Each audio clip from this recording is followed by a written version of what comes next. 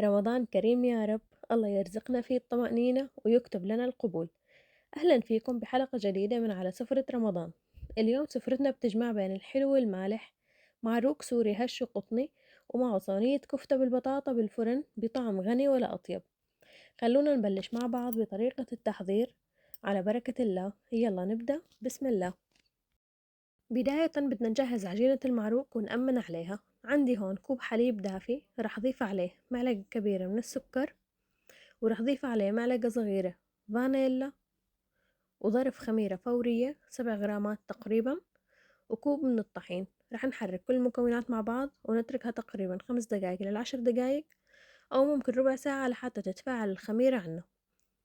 بنغطيها بكيس نايلون وبنسكر عليها، وبعد ما مضى عليها تقريبا 10 دقايق ما شاء الله كانت الخميرة عندي متفاعلة ووصلت للقوام اللي أنا بدي إياه.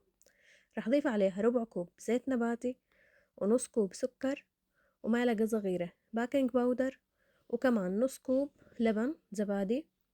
ورح نضيف بيضة اختياري، فينا نضيفها وفينا ما نضيفها، بس بتعطي العجينة قوام بشهي. ورح نضيف كمان معلقة صغيرة ملح، ومثلها محلب. المحلب أساسي فيها، هو اللي بيخلينا ناخد طعمة المعروق تبع سوريا أيام زمان. ورح نضيف نص كوب مي دافية، يفضل تكون دافية، وكوب طحين، ونبلش نعجن. نستمر بإضافة أكواب الطحين لحتى نوصل لقوام عجينة طري وبيلزق شوي بالإيد. أنا هون عجينتي احتاجت تقريبا 4 كاسات وربع من الطحين. طحين 405 هون بألمانيا، يعني اللي هو بسوريا الزيرو الأبيض أو البلدان الثانية. ونهاية بنضيف إما معلقة سمنة أو معلقة زبدة للتنعيم، اختياري اللي انتوا بتحبوه. وبنعجنها آخر عجنة وبنوصل لهذا القوام. بسم الله ما شاء الله، مثل ما شايفين عجينة طرية ومطاطية وما بتلزق بالإيد. رح نتركها ترتاح تقريبا ساعة لساعتين لحتى تتخمر عنا. هون حنجهز الحشوة. عندي عجينة تمر، ضفت عليها ملعقة كبيرة سمنة، وضفت عليها كمية من الهيل. فينا نحط قرفة، فينا نحط هيل، فينا نعطرها بالشي اللي نحنا بنحبه. وبسم الله ما شاء الله، شوفولي العجينة بعد ما مضى عليها ساعة ونص مو أكثر كانت متفاعلة ووصلت لهذا القوام. شوفولي ما شاء الله الخميرة والنفشة هي اللي نحنا بدنا إياها. كل ما تفاعلت الخميرة وريحنا العجينة أكثر وخليناها تتخمر أكثر، كل ما وصلنا لنتيجة معروك بتشهي. هون بدنا نقطع العجينة بالأحجام اللي نحنا بدنا إياها. طبعا بنشكلها حسب نحنا بدنا إياها كبيرة أو بدنا إياها صغيرة. أنا هون قطعتها لأكثر من حجم لأني رح أعمل قدامكم إن شاء الله أكثر من شكل. بنشكلها وبنرجع بنخليها على جنب كمان، ونغطيها مشان ما ينشف وجه العجينة، ونخليها ترتاح كمان 10 دقايق. شوفوا لي ما شاء الله، كمان بعد ما ارتاحت العجينة ارتاحت أكثر مننا. هون بدنا نبلش تشكيل. ما شاء الله بنبلش نرقها، طبعا بتمد معنا بكل سهولة، وأهم إشي إنها ما بتلزق. هون طبعا عجينة التمر فينا نحن نحشي الحشوات اللي بدنا إياها. عجينة تمر، شوكولا، جوز الهند وزبيب، حسب انتو شو بتحبوا. ضفت كمية من حشوة التمر، وراح أختمها بهذا الشكل كثير كويس طبعا. ونبلش نمد عجينة التمر وعجينة الماروك مع بعض مثل ما شايفين تماما، بس انه بنفتلها فتل وهي لحالها بتمد. وهون هاي راح أشكلها بالشكل الاعتيادي يلي كلياتنا بنعرفه. مثل ما شايفين تماما حطيتها شكل دائري وقصيت أطرافها بالمقص. هذا الشكل يلي متعودين عليه من أيام سوريا، من أيام ما كنا صغار. شوفوا لي ما شاء الله. بنحطها على صينية الفرن وبنخليها لحتى نكمل باقي الأشكال. وهون عملت معكم الشكل الثاني بهذا الشكل مثل ما شايفين تماما. سرعت لكم الفيديو لحتى ما يطول أكثر من هيك. طبعا حطيت كمية من الحشوة، كمان حاولت إني أمدها وأرقها، وبعدين بلشت أساوي أطراف العجينة لشرائح مثل ما شايفين تماما. بعدين بنسكر العجينة وبنلفها بهذا الشكل. شوفوا لي ما شاء الله. أما هذا الشكل صراحة لأنه كانت معي طويلة كان في شوية صعوبة بتشكيلها، بينما هي كثير كثير سهلة. اعملوا العجينة تكون قصيرة أكثر. يعني أنا عملت 3 حبال حشيتهن تمر، وعملت الرولات وحطيتهن جنب بعض، وبلشت أشكل بالجدولة مثل ما شايفين تماما. لو إني عملتها قصيتها من النص عملتها صغيرة كان التشكيل أسهل. وهذا الشكل الرابع أو الخامس ما عديتهم صراحة. كمان نفس الإشي، عجينتين بنعملهن شكل رولات مثل ما شايفين تماما، ومنلفهن بهذا الشكل. هذا الشكل كثير بسيط وكثير سهل وسريع، وبنرجع منلفها هيك أو إذا بدنا بنخليها على طولها. وهون بعد ما خلصنا ما شاء الله الصينيتين، راح نخليهم يرتاحوا كمان تقريبا ساعتين، بنغطيهم بقطعة قماش وبنخليهم ساعتين. وهون بعد ما مضى عليهم الساعتين ما شاء الله رجعوا تخمروا أكثر ووصلوا للنتيجة النهائية اللي نحنا بدنا إياها.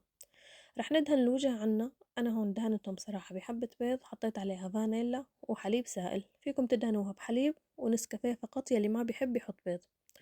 ورشيت على وجهها سمسم وحبة البركة، فينا نختار واحد منهم وفينا نحط الاثنين. فورتها على فرن محمى مسبقا على درجة حرارة 250 من فوق ومن تحت، ومع مروحة طبعا، ضروري يكون في مروحة، وإذا ما كان في بنحط صينية مي بسفل الفرن لحتى يضل في رطوبة بقلبه. وشوفوا لي ما شاء الله، ما في داعي أحكي لكم عن الطراوة والشكل، المنظر قدامكم بيحكي لحاله. بعد ما خرجت الصينية عنا وهي حامية، اختياري، فينا ندهنها بسمنة أو زبدة أو حتى قطر وجهها. طبعا أنا دهنت وحدة وخليت الباقي بلا دهن، لأن نحنا بالنسبة لنا بنحبه هيك سادة من دون ما نحط على وجهه ولا أي إشي. وهون ما شاء الله بعد ما طلعوا ودهنت وجه واحدة منهم بس لحتى تشوفوا على التصوير، لكن بين عليكم تقريبا هن كلهن بيلمعوا، بس إنه هاي اللي شلتها بإيدي فقط هي اللي دهنت وجهها. وما شاء الله رجعت غطيتهم لحتى يحافظوا على طراوتهم. صدقا هاي النتيجة حيضلوا يومين وثلاثة بنفس الطراوة. وهون ما شاء الله كانوا جاهزين. طبعا ما شاء الله الكبير الجدولة ما وسعت بالصحن فخليتها بالصينية. أشهى وألذ معروك. خلينا نبلش بالطبخة مع بعض بعد ما أمنا على معروكاتنا. عندي هون نص كيلو لحمة غنم، ضفت عليهم بصلة مبروشة وعصرتها من المي، وشوية بقدونس وملح وفلفل وهيل وسبع بهارات وزيت نباتي. بنحرك كل المكونات مع بعض. طبعا هون عندي بطاطا على جنب قشرتها وفارميتها، واللحمة هون جاهزة صارت، وعندي كمان زرين بندورة كمان حاطيتهم على جنب. هلأ بنبلش نشكل مثل ما شفتوا تماما. بنعمل تقريبا مثل، اللهم صل على النبي، مثل انه قطعة لحمة مدورة صغيرة بنكبسها بهذا الشكل وبنحطها بين حبتين البطاطا، وبعدين نرجع بنكمل بنحط طبقة لحمة وطبقة بطاطا لحتى نخلص كل الكمية يلي موجودة عنا. بعدين فينا نحط البندورة على الأطراف مثل ما أنا حطيتها، وفينا نحطها بين حبات البطاطا. يعني هون بنصير نصف واحدة بطاطا واحدة لحمة واحدة بندورة، وفينا كمان بس نحطها على الأطراف. هي بس لأنه لتعطي الأكلة شوية حموضة وتعطيها نكهة كثير لذيذة. وهون ما شاء الله بعد ما خلصت كل الصينية عندي، طبعا هي أسرع أكلة ممكن تعملوها لأن المعروك ما شاء الله بياخد شغل كثير. بدنا نجهز الصوص. عندي هون تقريبا كاسة مي دافية، رح ضيف عليها معلقة كبيرة كزبرة يابسة وملح وفلفل ودبس بندورة ودبس فليفلة وزيت زيتون. ورح نحرك كل المكونات مع بعض ورح نضيفها فوق صينية البطاطا. طبعا الفرن محمى مسبقا على حرارة 250 من فوق ومن تحت. بتاخد وقت تقريبا 3 ساعة ومنحمر وجهها وبتكون جاهزة. هون قليت شوية مقبلات على جنب، قليت شوية سمبوسك، وبدي أفرجيكم هون كنت عم بقلي رقائق الجبنة يلي عملناها مع بعض، فرستها معكم بفيديوهات سابقة. شوفوا كيف بس إنه بزيت حامي بنحطها تقريبا 5 دقايق مو أكثر، بتاخد هذا اللون الذهبي والمشقر يلي بشهي. وهون الصينية كانت جاهزة. بسم الله ما شاء الله، أسهل وأسرع وصفة ممكن تعملوها. وهيك كانت سفرتنا لليوم من سلسلة على سفرة رمضان. إذا عجبتكم الحلقة ما تنسوا تدعموني بلايك وتشتركوا بالقناة لحتى تكبر عيلتنا أكثر وأكثر. خبروني بالتعليقات شو بتحبوا نحضر بالحلقات الجاية، وشو كان فطوركم لليوم. بتمنى تجربوا طريقة المعروك وتكتبوا لي النتيجة بالتعليقات. وصياما مقبولا وإفطارا شهيا بإذن الله. سلام.